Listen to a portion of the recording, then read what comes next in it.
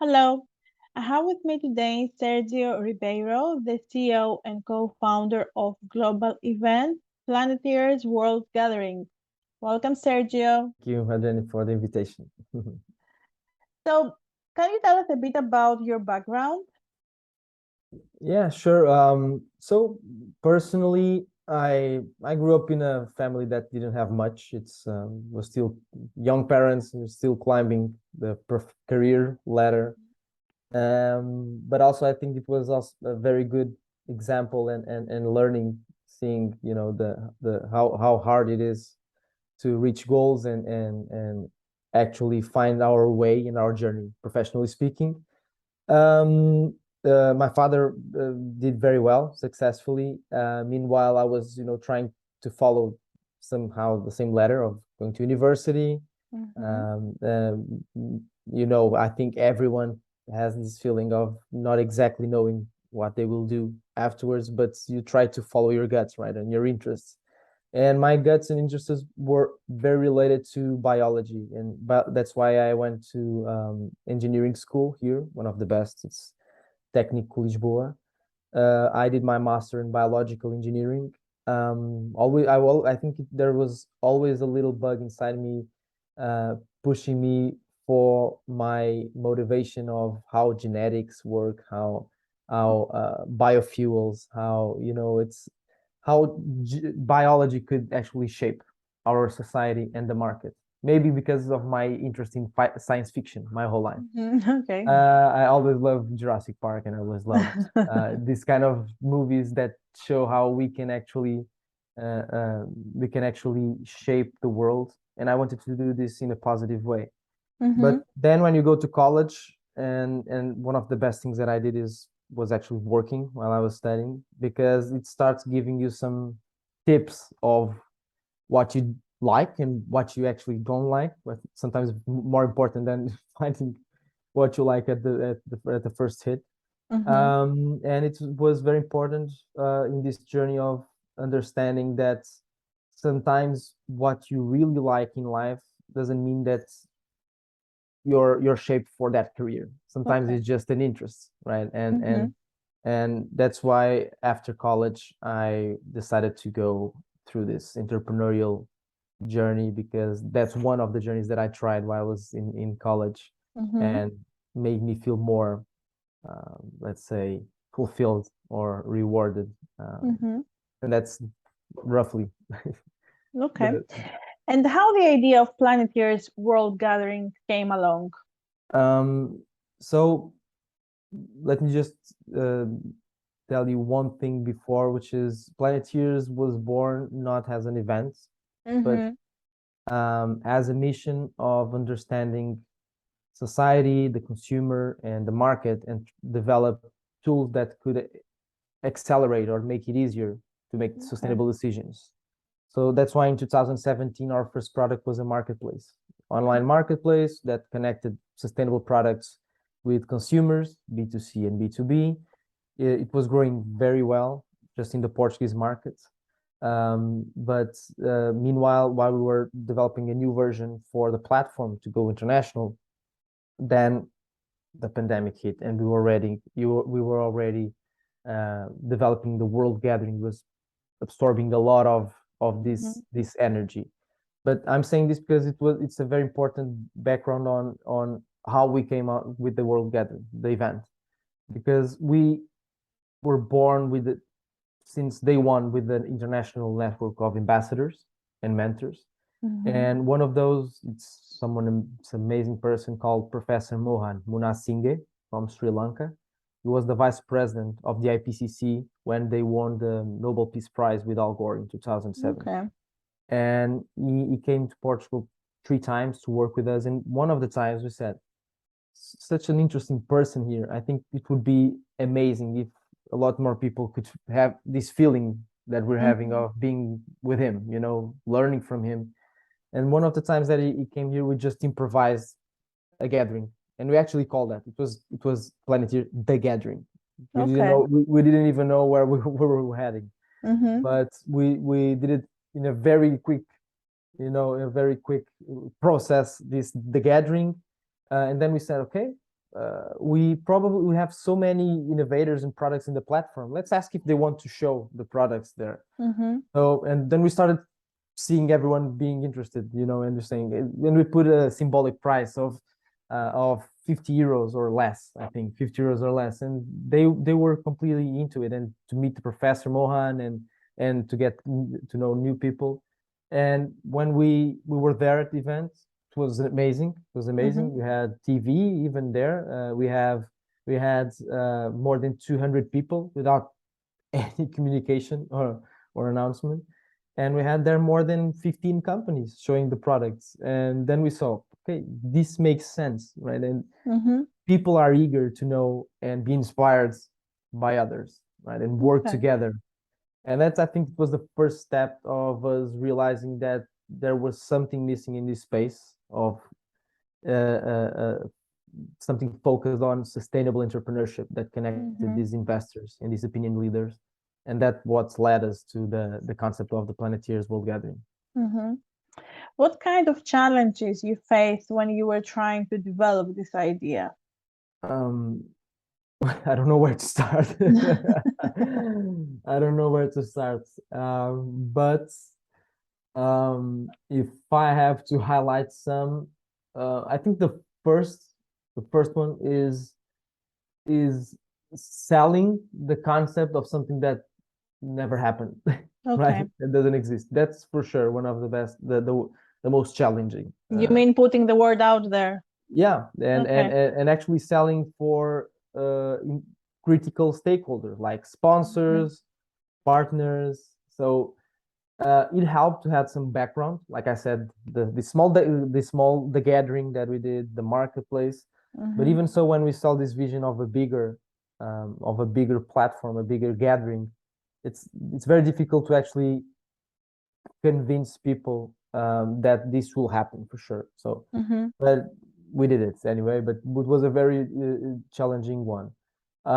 Then, of course, of raising the money, and because I would say that very easy part was gathering these opinion leaders for this event was easier than we expected because they related to the manifesto of sharing a message of Mm-hmm. non-extremism, even on sustainability, rights, of inclusion, of saying, okay, none of us is perfect, sustainably perfect, right? Yes.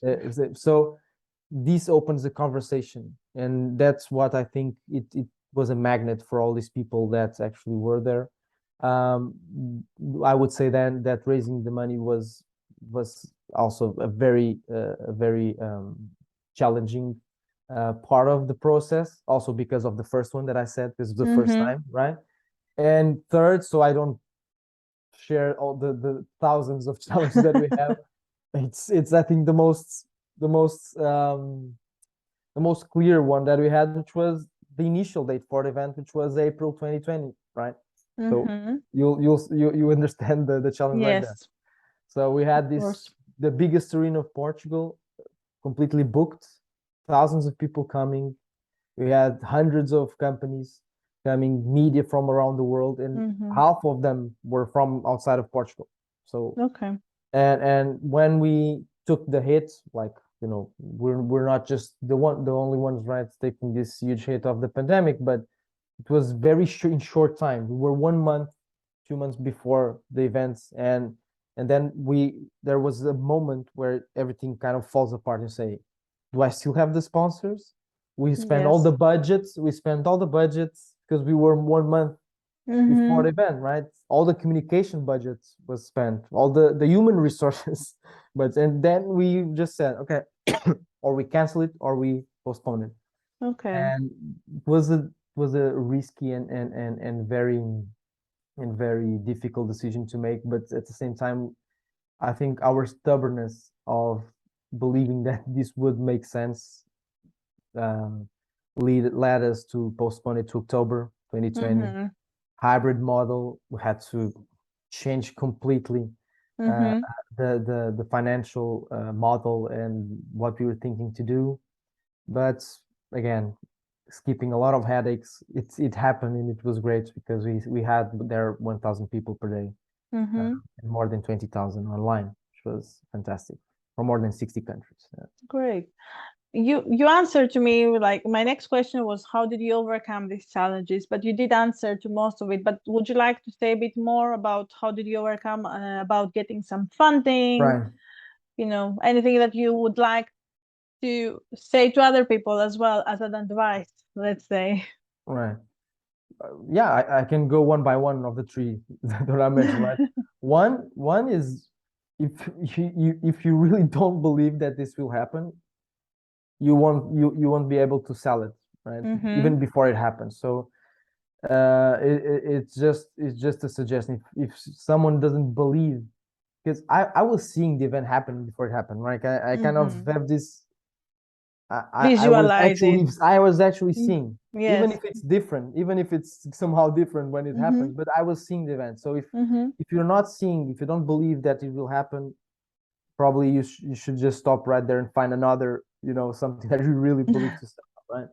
So you have to actually believe in it. Then the second one on the financial, uh, it's emotional toughness. It's getting no's more than yeses, Mm-hmm.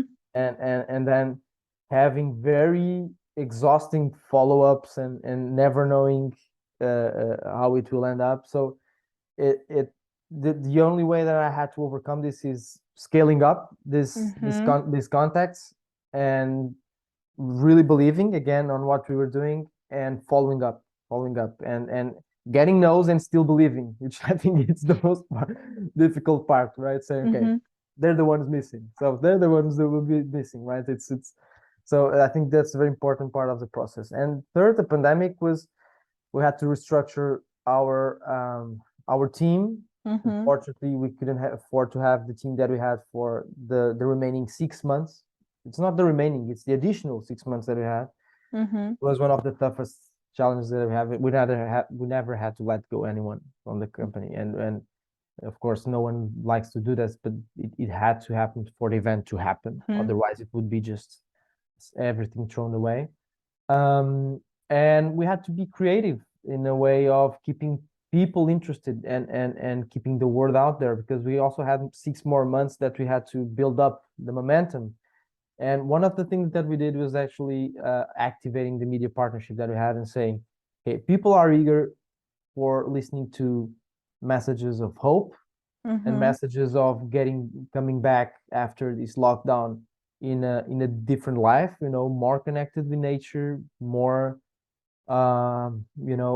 sustainably. So Mm-hmm. let's bring these opinions and these success cases that are out there to everyone. And we use TV. So we Okay. actually we actually produced in studio of the media partner that we have here, one of the national TV stations, Planeteers home gathering for the sixth Okay. month. And all these speakers that were joining us in October, they entered in the studio online, and they talked with someone, Mm-hmm. studio, about these different topics: oceans, finance, regeneration, Mm-hmm. health, etc. Yeah. Planeteers is a 5-day long event, which means that it's pretty huge. What have you planned for this year? So this, just as a reminder, right, in 2020 Mm-hmm. we had 2 days, right, of conferences and exhibition. This year we're coming back with 5 days. And Mm-hmm. why? First, because all related to for good causes, and for good reasons, which is, one is, we actually built a very interesting relationship with a lot of interesting partners, which now they're bringing more content and people, so it allows us to expand the days of Mm-hmm. conferences and forums. The other is our our um, now that we are allowed to open more, right, to the public, Mm-hmm. we want to get back to our root plan of original plan of having a space that is open for the public. Mm-hmm. So what will happen is, we'll have 5 days of exhibition of of also a fair of products that people can offline, a physical market, right, of where people can find products that are more sustainable and that are more responsible, and workshops and activities for 5 days, and it's free, Mm-hmm. and it's free. Something that wasn't possible in 2020. Gather these Okay. masses, and then this will culminate, and this will end on the last 3 days of conferences and forums, right? Mm-hmm. So that's why we have the 22nd to the 26th of this outside area with the exhibition, the market, and the Mm-hmm. workshops, and the last 3 days, the 24th to the 26th, with the conferences and the forums, where all these Mm-hmm. people will gather here to discuss different topics about sustainability and entrepreneurship. Mm-hmm. What ways you went about getting world leaders interested in speaking at your event? What um, I would say, I would say the feeling that I had also from their feedback Mm-hmm. was one for sure. It was interesting to see a lot of these world leaders and opinion leaders in this area that it's very difficult to have them on board on these things. Was Mm-hmm. actually seeing that we were adjusting in a difficult time to actually put this message out there, because almost everyone felt that regardless of the restrictions and important ones that we had, it was important to actually do something and show some kind of flexibility and resilience, which are, by the way, they're very important ingredients also on sustainability, right? Mm-hmm. It's resilience is very related with sustainability concept. But the second is because they realized that we were not doing this event just to gather people during 3 days, and Okay. it ends there, and then buy the tickets for the next edition, and then buy the tickets for the next. And we were not, we were not doing this for the cycle of gathering people for 3 days and that's it. Mm-hmm. So we always we wanted to build this to connect people, and also to connect Planeteers with other international organizations, so we could actually develop develop some real project that stay and keep going, right? For example, we have an example from the last edition, which we formalized an innovation and a regeneration hub in Porto, the north of Portugal, with the Mm-hmm. biotech and business school, Catholic school, university, which is focused on gathering. We have almost 50 companies working with the academy and these leaders and the planeteers in order to advance the curriculum, the curriculum of the university, but Mm-hmm. also to build some projects that will be implemented in these companies that are disrupting the way companies are doing businesses. So I think almost everyone that is coming is because they understand that we want to keep going and keep working on real projects that stay, and not just for 3 days or Mm-hmm. 5 days, right? What are your ambitions for the future?